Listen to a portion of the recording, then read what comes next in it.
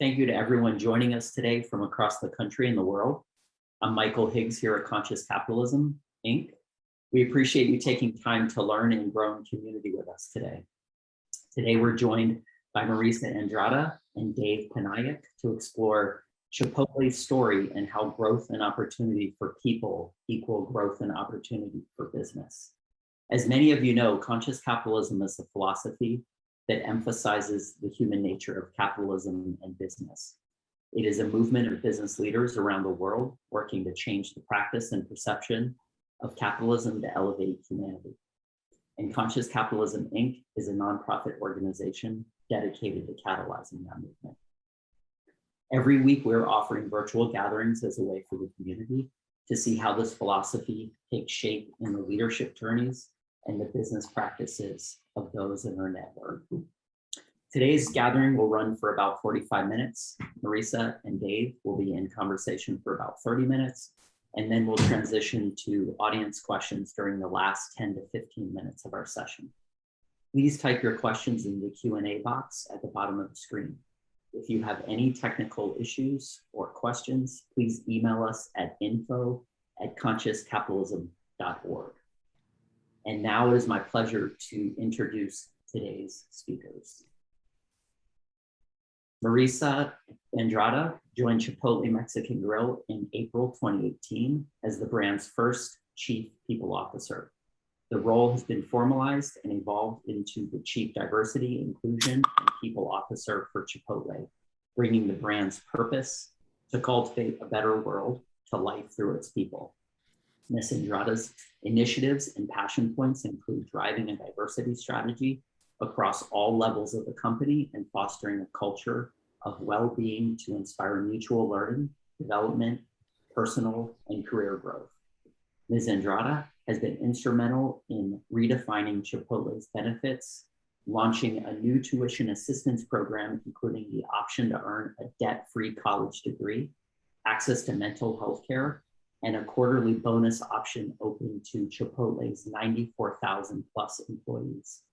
Prior to joining Chipotle, she was the Senior VP of Human Resources and Chief Resources Officer at Kate Spade & Company and Senior VP of Partner Resources for Starbucks Coffee Company. Prior to Starbucks, she served as Senior VP of Human Resources at GameStop Corporation and Head of Human Resources at Red Bull North America. Dave Panayak is the CEO of Jump Associates, a strategy and innovation firm. Jump helps companies create new businesses and reinvent existing ones. Jump works with some of the world's most admired companies, including GE, Nike, Target, and Virgin. Jump has helped companies to define profitable growth platforms in highly ambiguous spaces and build the systems, processes, and metrics to make these platforms a reality. In recent years, Jump has particularly been well known for its pioneering culture. Jump was named by the Wall Street Journal as one of the best places to work in America. Dave is a frequent speaker at business forums, and his articles have appeared in numerous publications, including Businessweek, Forbes, and Fast Company. He's also author of the book Wired to Care: How Companies Prosper When They Create Widespread Empathy. It was named one of the best books of the year by both Fast Company and Businessweek. Noted author Malcolm Gladwell called Wired to Care, quote, "just what we need for the lead times ahead." Welcome, Marissa and Dave. Welcome to today's conversation. Thanks so much, Michael. Marissa, it's always great to spend time with you, and we get to do this now with 300 of our closest friends on this webinar as well. Hey, I want to, I think we all know Chipotle. Many of us eat at Chipotle really awesome and fairly often, and we admire the company. But Chipotle is a company that has had some rough spots. Some of us will remember that there was a kind of an E.Coli scare a few years ago that really led to kind of a revisiting of how this company was doing business. And it led to a complete management turnover where the founder and the founding team left and a complete new team, yourself included, came in to kind of reboot the culture. Well, so a central part of conscious capitalism is conscious culture. And I think maybe that's the place to start, where you really have to reboot the company. Yeah, it's super interesting. And first of all, always good seeing you, old friend. I feel like I'm with my people when I get to hang out with you, and 300 of more of my people, which I'm excited to be with. But starting with, yeah, the E. coli issue that happened back in 2015. I remember it because I was at another brand, and a leader with whom I work with now, our chief technology officer, just joined Chipotle. And in the Pacific Northwest, that all happens. And so you're right, that really did lead to this organization really going through a major shift, right? Chipotle back in the day, I know I was a big guest, customer, big fan. And when that all happened, it's kind of like this crazy high growth and then fell flat because people weren't sure, is it safe to eat? What's going on? And so I think what happened inside the company, you know, our founder, Steve Ells, was still here, obviously. And I think what's interesting from the outside looking in, you kind of wonder what's going on that E. coli happened. And frankly, if I fast forward now, I'll just say the ending point now is this crazy, fanatic commitment to food safety and making sure that it is a food safe place for people to work. And that means we need healthy people working. But back then, I think about what the company had to go through to really learn that in order for us to kind of overcome and gain trust of our guests and our customers, we had to really take this seriously. And I think that is the first time, I don't think the company knew it at the time, that we had to become this learning organization and really what did we learn from this? Instead of, and I've heard stories, right? Well, he or she should have done this or whatever. I think at the end of the day, it goes back to what you're talking about, culture, right? And I think culture is a reflection of leadership. And I think the company had grown so quickly, was experiencing great success, that maybe we weren't as diligent, you know, as we could have been on all of our food safety practices. And it's one thing to say we do it, but it's the role of the leader to validate all of that and ensure that people get trained. And so, look, before Brian Nichol, our CEO, arrived, and before Steve Ells moved on to the board and created space for a new CEO and a new management team to come on board, the organization went through a significant change, but it was really this culture of compliance, right? So it's about how do we ensure that we save this company? And the compliance was all around like, what protocols do we need to be putting in place so that we are way ahead of any food safety issue? And so I can't take credit, nor can I tell you what it was like to be here, but I will tell you, when you talk to legacy team members who are in the field, not easy times, right? Because the business went from crazy sales every day to all of a sudden, what sales, right? And are we survive as a company? And it took them a lot to just make that commitment to, as a company, you know, creating this world-class food safety council with PhDs to help us think through, you know, the value chain of how our food arrives to the restaurant, so that how it's grown, right, all the way there to our either producer or distributor, and how it gets to the restaurant, and then how we make sure it's prepared in a food safe way. I would say it was really painful for the organization to really take a microscope and look at what is it that happened and dissect that exact moment. And then from there, kind of reverse engineer, all right, how do we make sure that at every level in the organization, starting with, you know, our leaders, right, that they are creating the kind of culture of accountability towards just really not fun practices, right? Like, there are now 20 extra steps you need to take in order to open the restaurant. There are things that we need to be doing to check for food safety throughout the day. And then not only that, it became a zero tolerance culture of like, you do this, or if you don't do this, you know, you will lose your job. So it's interesting to walk into that, because I think the good news is the company began to turn around because regaining trust because of that commitment to food safety. And I think the good news now, although we didn't know it then, I'll be honest, like, the good news now is, who knew that we would have this global pandemic, right? And I think about this commitment to food safety culture. And what I mean by that is, down to if you're an hourly new hire that works part-time with us, and you get automatic sick time, because we do not want people working while sick. right? When you come in every day, there's a wellness check. But, that was just the very beginning of it. And I think, of course, the board said, well, that's one thing to turn that around, but then what else does this company need to be doing to kind of get back on its front foot? Yeah, it doesn't seem like you just reacted to, okay, we need to have food safety. Yeah. I mean, the company was founded in Colorado, and you moved the headquarters, right? And created 2 new HQs, one in Columbus, Ohio, and one in Newport Beach, California, right? Like you physically moved the place. Yeah. So I think that was kind of one of the tougher things. So fast forward, Brian Nickel enters the organization as the new CEO at the beginning of 2018 in March officially. And, we all took a look at really the road that this company has been on, and it's been tough. Like, there's so many times where everyone's like, really, you're going to Chipotle? Are you sure that's a company that's going to grow?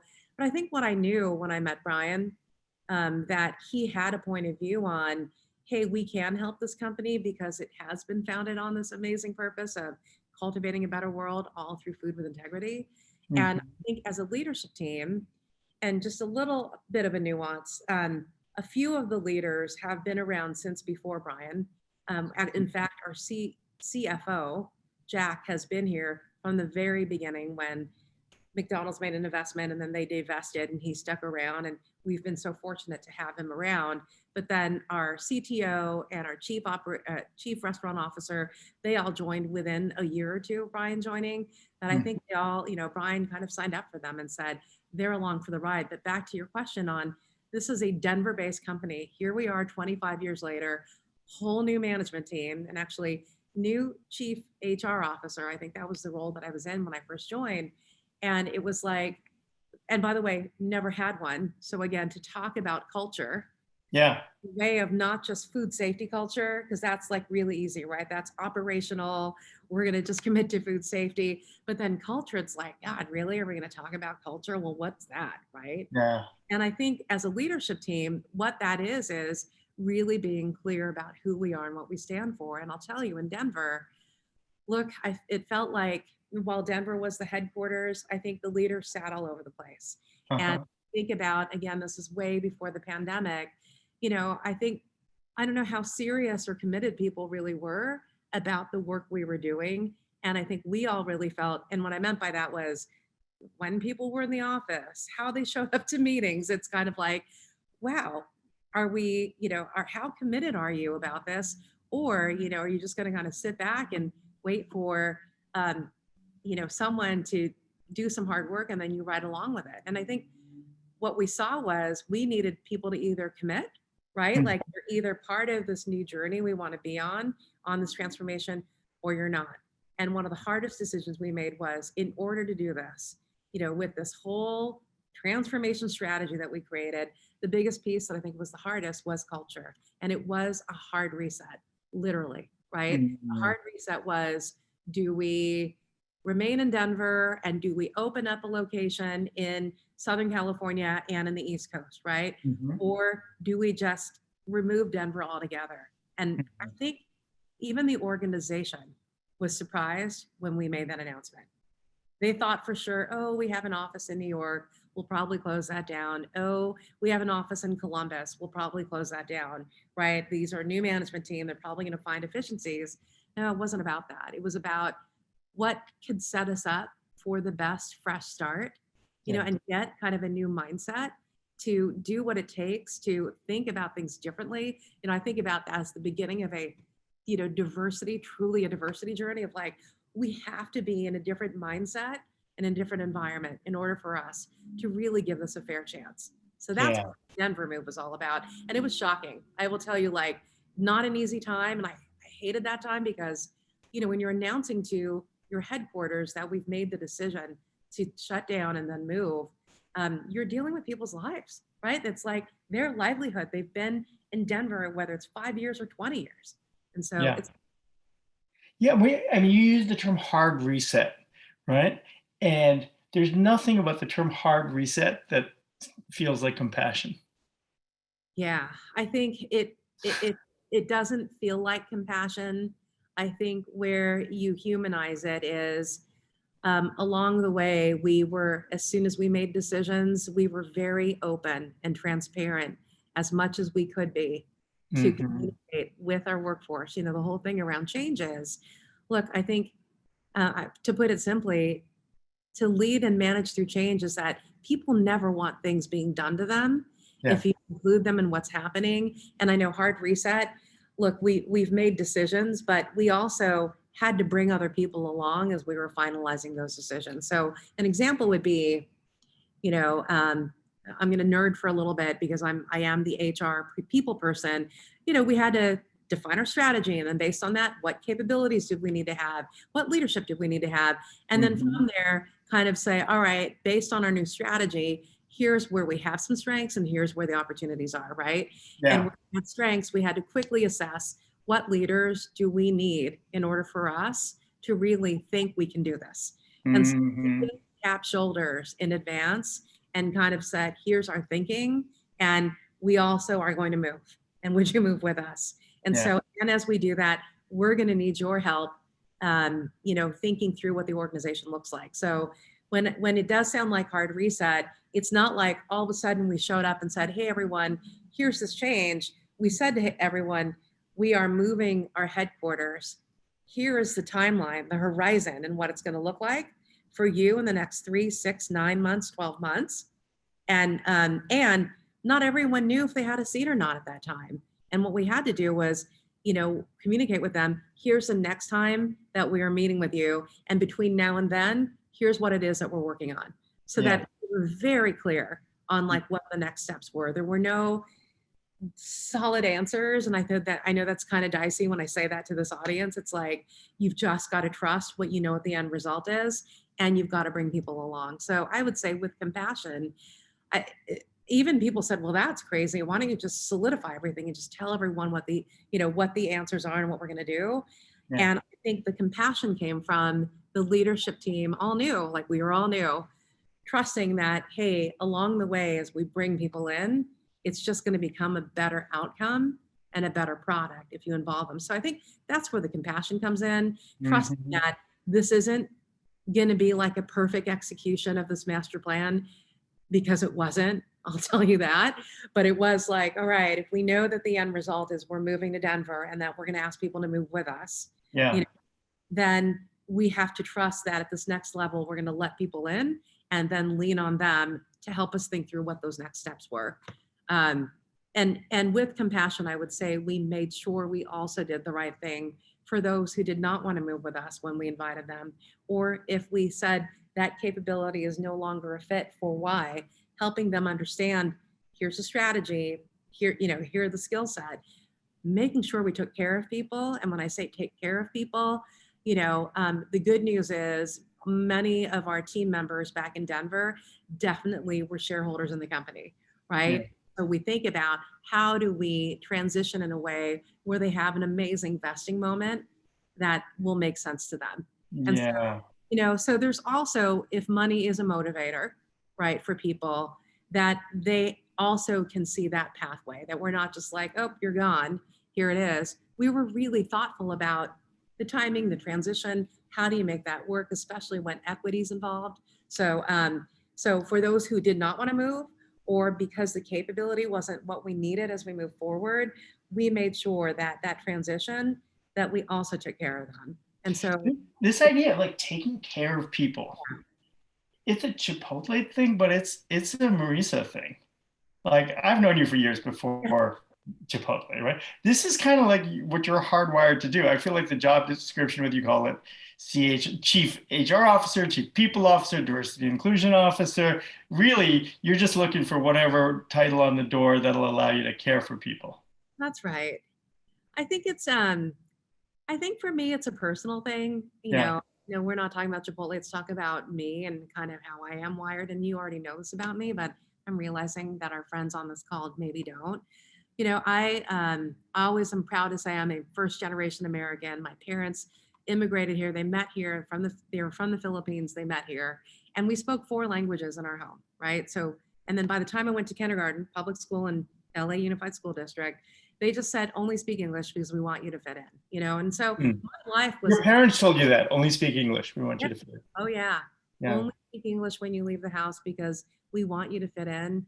Make sure you respect others, you know, and like my mom and dad, all these lessons in life I carry with me. But I also think about, and you've known me, and I know we went through my bio. I think about, you know, it's probably not a surprise I've ended up in human resources, and not a surprise that I've ended up in these companies where you've got these massive workforces, and especially at Chipotle where there's opportunity.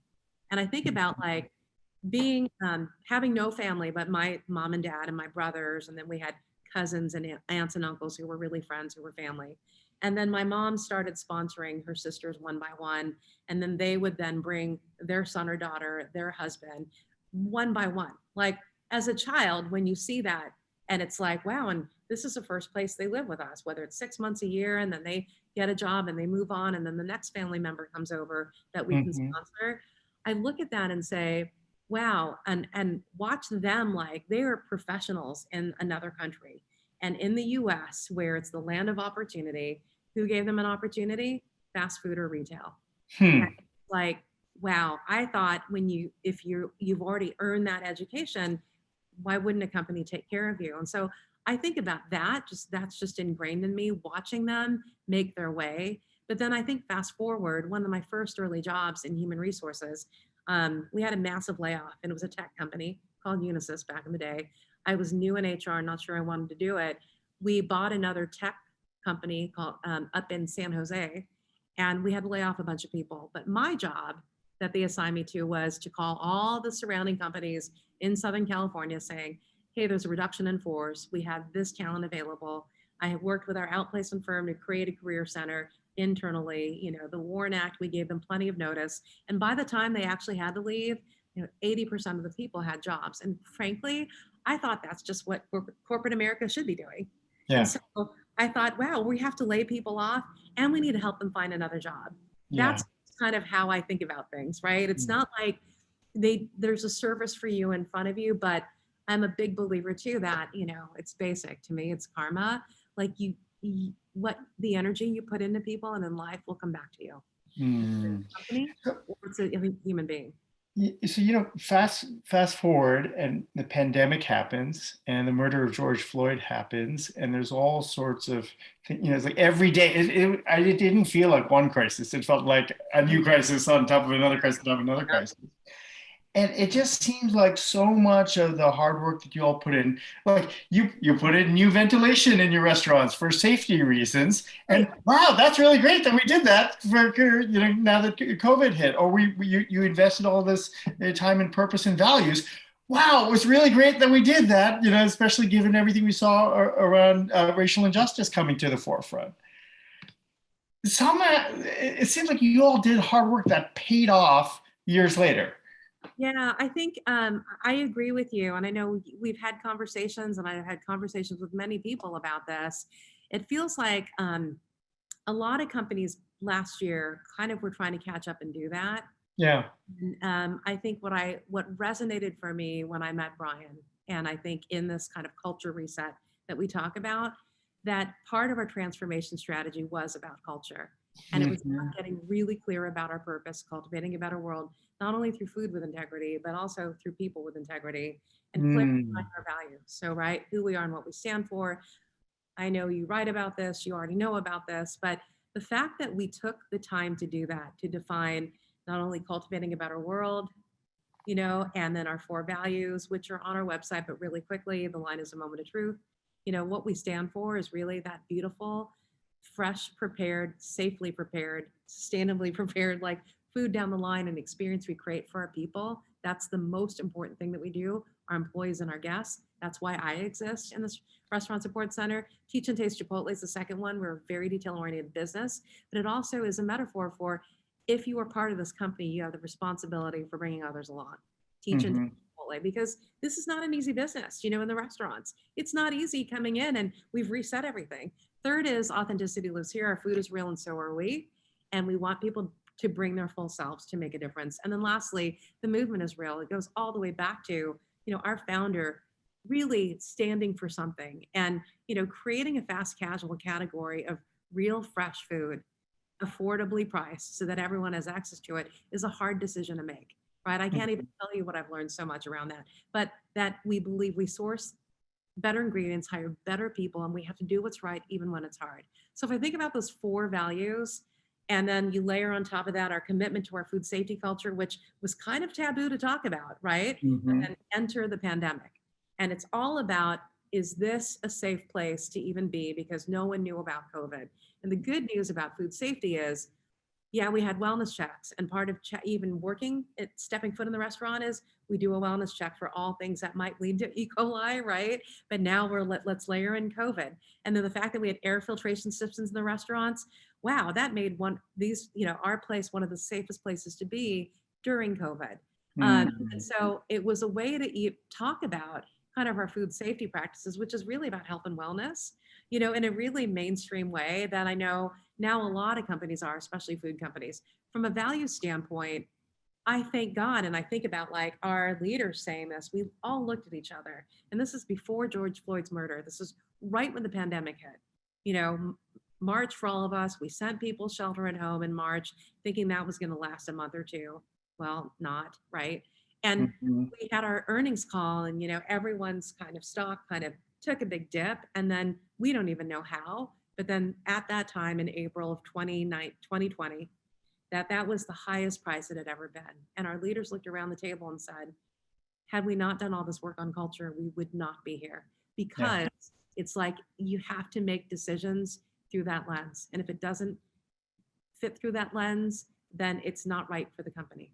And so, so I'm glad we did all that work, back in 2018. Yeah.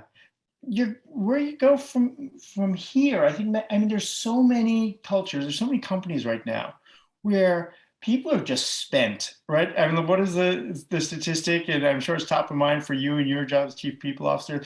43% of Americans say that they're currently looking for another job, right? They're calling it the Great Resignation. That's right. Where do you go from here when everybody's up and leaving?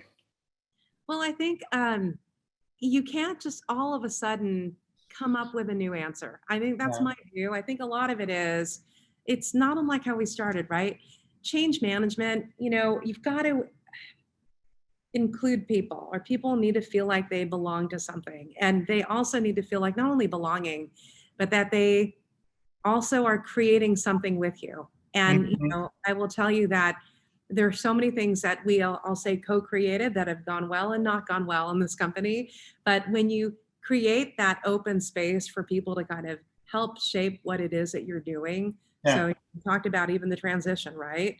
And then now I think about, this culture that we've created, and the values that I shared with you, the fact that, and I know most companies probably know what these are, that they have these employee resource groups. And typically those are driven by human resources sets these up, or the community function sets it up within the company.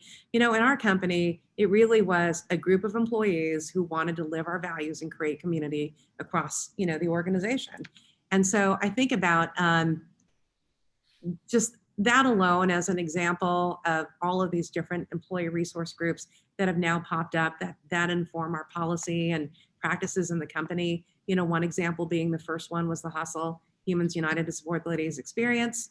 So women, 55% of our general managers are women. And it was all about how do we attract, elevate, and support women in the workplace, right? Well, we knew that group turned into like a support group for new mothers coming back to the company. How do we create a maternity program? So employees kind of created that. And then we instituted that as, y'all created this, here it is, here's the maternity program in the company. And, we've had to tweak it along the way. But the fact that those ideas are really not, a Trojan horse and HR really came up with it. No, you gotta feel confident enough that, or not confident, that an idea is going to happen and we're going to test it out and it may not be perfect, but then feel confident that you can iterate. But going back to the Great Resignation, I'm feeling really good about the work we've done. And again, you can't just all of a sudden say, here it is. We've really committed to this vision for people, that I always talk about. Not only are we cultivating a better world and those values, it is around how do we cultivate an environment where all employees can thrive, pursue their passion, and become lifelong leaders. And that aside from pay, and at the restaurant level, pay And is by the way, pay for you all. You came out as leaders on the hey, look, $15 an hour, right? absolutely While everybody else was still arguing about it. right. Well, everyone else is still arguing it, but again, if you really do believe in your purpose and values, and then how you make those decisions, I think for us, we're really grateful and fortunate that, look, you've got to just stay ahead of those things, right? So how do we create, opportunity for people? I might say employment value proposition as an HR nerd, people nerd, but it really is about how do people really bring their full selves? Authenticity lives here. And so we're really fortunate that folks not only feel like it's a job, but that they're part of something bigger, which is purpose, right? The fact that these values, by the way, were values that we set so that when we were hiring new people, whether it's in the restaurants or in our restaurant support centers, that we actually had this lens of values. People buy into this purpose and values, that's why people come to a company, but that's why they stay too. So, so we're, I'm not going to say we've got it all. I mean, we're still watching everything, but it's important to just have a plan and stay the course and do what you can. Have some faith in the work you've done, I think. Super awesome. I want to make sure we open it up and get a little bit of time for questions, as we do this. And folks have been putting questions into the Q&A. If you have questions, go ahead and type it in there. Michael, do you want to, we have so many different things that we can talk about, from questions. What's popping up for you? Yeah, indeed we do. Thank you for everyone who is submitting questions. And just a friendly reminder, if you have a question for Marissa or for Dave, please use the Q&A feature in Zoom. But Dave, let's go ahead and jump into one of the questions here. So Marissa, you mentioned sort of employees catalyzing around certain areas of passion or areas of interest, maternity leave and such. Is there a way that you might use a specific tool to communicate what these kind of different opportunities are within Chipotle? Or does it, I guess maybe, is there an official mechanism to communicate, or is it, I mean, you're giving these wonderful examples of just organic groups coming together to catalyze change. Yeah, so I mean, I'll kick it old school and say the way we've communicated it initially started with an email back in 2018 that came from me, and I had no idea. It's like, oh, it's a big deal if Marissa, the chief people officer, sends out an email, and I'm like, hey, everybody, let's rally. It was pretty informal. Hey, here's our new values. Would love to convene a few meetings to learn from you on what we can be doing to create community, and live our values, right? So it started as simply as that. Quite frankly, it was an email that went out. Now what's happened since then is the first thing was a culture committee of employees came together, right? So Newport Beach, Columbus, and then we had field-based culture committees that met regularly, and the way they stayed together, we had collaboration tools like WebEx, again, way before the pandemic. So that's how those teams came together. And then we actually just made it a priority. So every Monday, our executive leadership team meets, we look at all of our priorities on the radar, and once a quarter, this group of people would come in and give an update on what it is that they're thinking about. And so I would say it started off pretty old school then. Now we've got it's basic, it's a SharePoint site. However, each one of these different employee resource groups, ERGs, create their own kind of SharePoint site. There you can just kind of click into that, whether you're a crew member in the restaurant, right? Or a manager in a restaurant, or sitting in the office or in field, and actually click on that. And there are leaders, right? There's either a field leader or an office leader, depending on what location you are, that you can just tap into to join a group. And they have their own WebEx chats as well. They can just keep the dialogue going. So I would say it's really basic. We don't have a lot of fancy technology, but that's how it comes together. And even our last town hall, we have quarterly town halls right after our earnings calls. And on our town halls, there's always a highlight, believe it or not, where we talk about an employee resource group. A leader might be, on the WebEx, and they'll talk about, I'm from, like the last one we had, two people get up. It was our Hustle, Humans United to Support the Ladies experience, and then Unified, which is our newest one from last year. It's a united network of influencers furthering inclusion and ethnic diversity. And it's like an all kind of, it's a group of employees that came together kind of at around the time that George Floyd was murdered. And a lot has happened since then, but they get up and just give an update. And it's amazing when you just do something like that, where everyone has access to the webcast. People go, oh, I've heard of that, and then it ends up being word of mouth. Then I'm going to call and join in on that. So it is, though, you've got to get a good sponsor. And I think for me, because I am passionate, and as all of these little groups were popping up, we asked each one of our executive leadership team members to actually sponsor it, because it's legit then, because then it's real. Then you've got an executive leadership team member. So any one of Brian's direct reports who also have accountability for ensuring that that group of employees are feeling like they're seen and heard, and that they're getting kind of the support they need. Marissa, one thing that I thought was notable about what you all did after the murder of George Floyd is every company was saying, we need to say something, right? And you took a very different thing, which is you basically went to your leadership team, to Brian and your peers, and said, like, you all need to shut up and listen. Yes. That was different. Yeah. Share a little bit about that. Yeah, I think immediately after the George Floyd murder, right, most marketing sides of companies were like, we're going to also on Instagram put our black box out there, and et cetera. And, I know there was also a space to do that. People were like, what do we do? And I think you're right. The first thing was kind of shut up and listen. And what I mean by that is, for me personally, on my team, so people experience, which is human resources here, I called every one of my Black team members, personally called them and just checked in, like, how are you doing?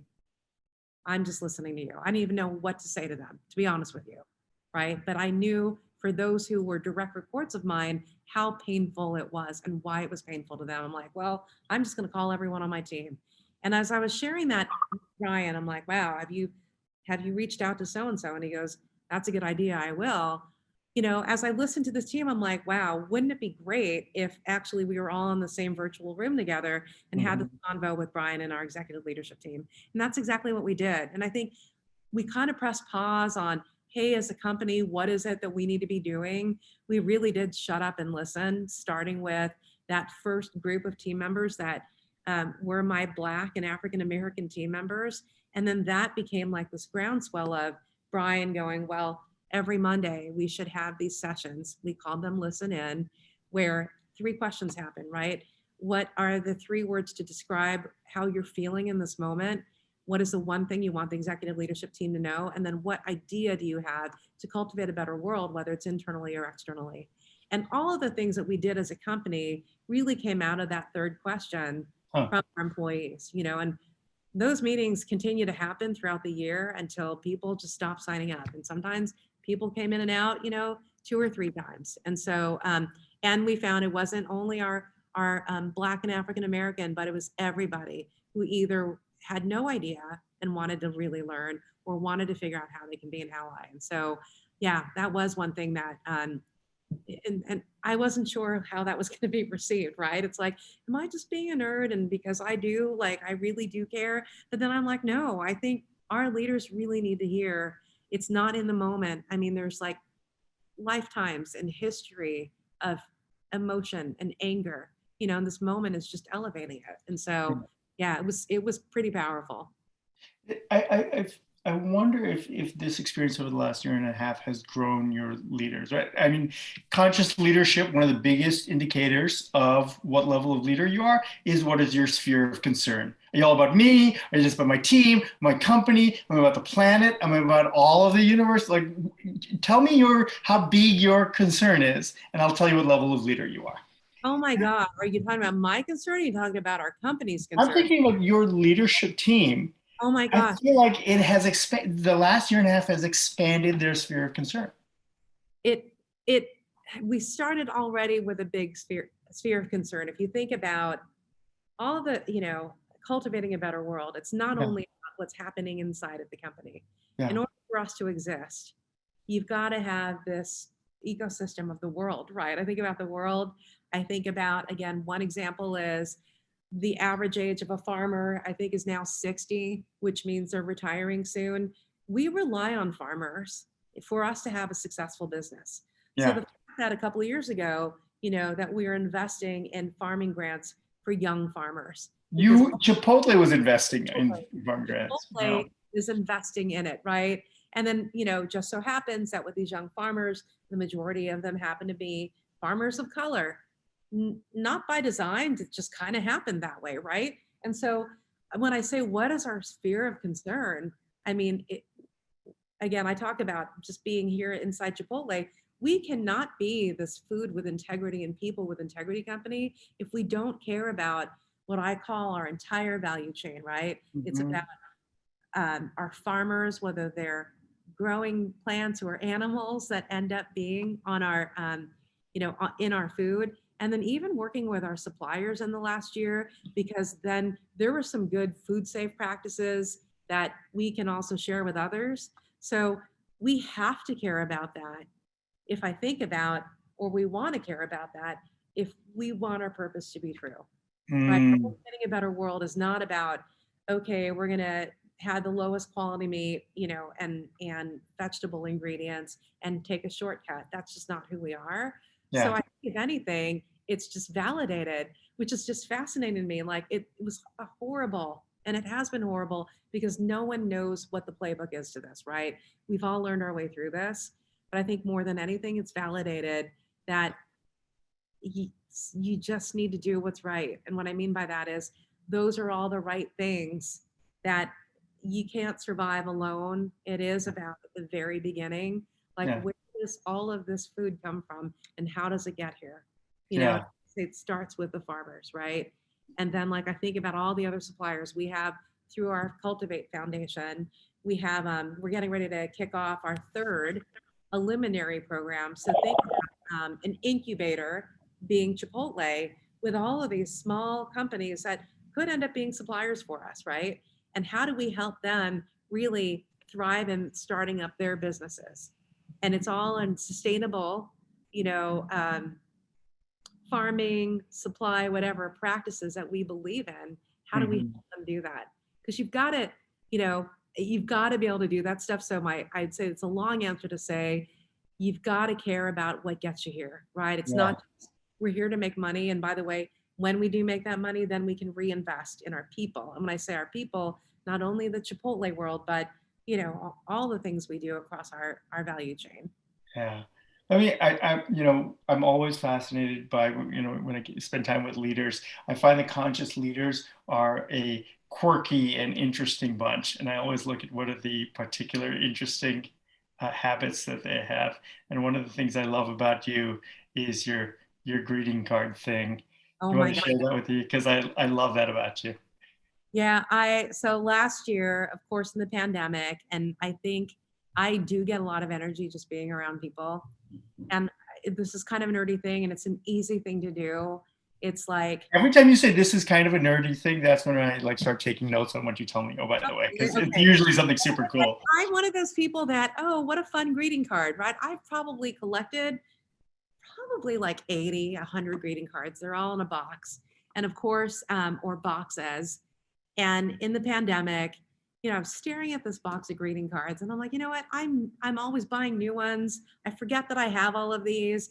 Now I can't get out as much as I can because we were kind of on lockdown initially. And so I decided to once a week kick it old school and like randomly, it's almost like close your eyes, pick out a greeting card from this box and make it fit. And what I mean by that is I would pick out a greeting card and it would be this random thing. And I would like think of anyone in my sphere, family, friends, someone I haven't talked to in a long time. Direct reports. And yeah, direct reports. Well, that too, writing them a note and sending it to them. And so on that random box of greeting cards, every week I would just like write a note and pop it in the mail. And, I had no idea how much a lot of these meant. And as well with the direct reports, I had like these Kate Spade thank you cards.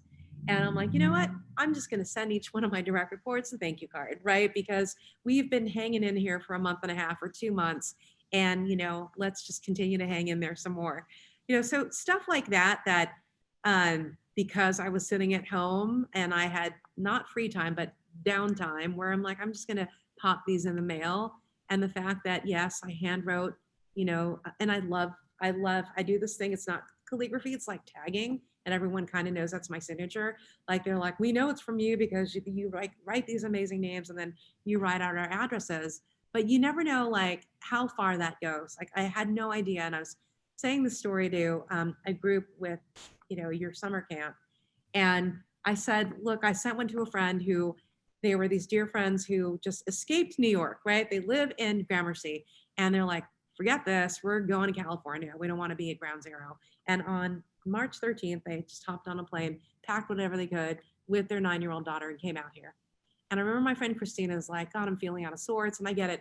Everyone was feeling out of sorts when all of this was happening. And she's like, I don't feel well. I don't know if it's mental. I don't know if it's physical. And I'm like, oh my gosh, whatever you need, let us know. I mean, I know you're just landing in California, blah, blah, blah, right?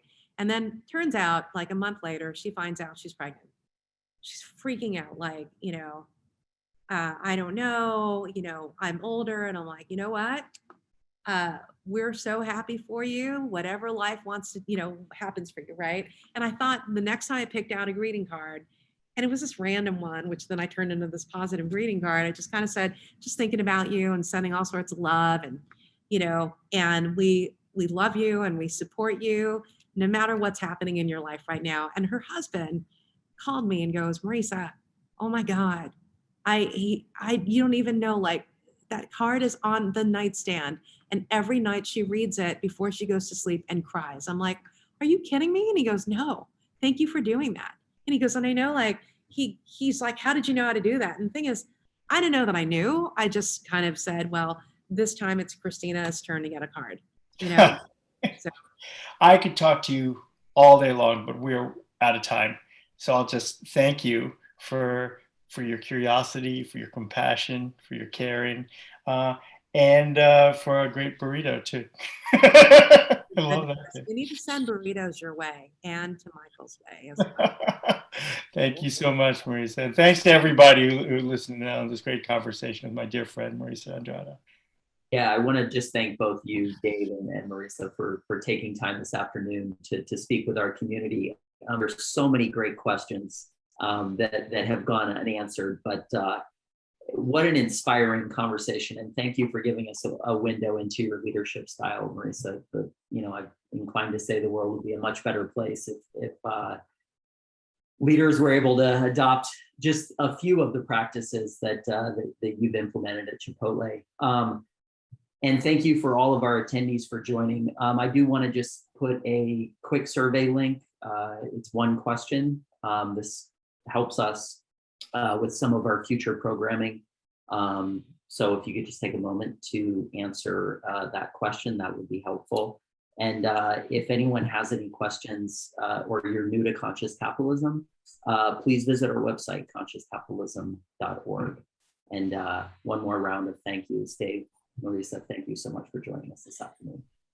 Thanks, Marissa. Big hug. Bye. See you. Bye.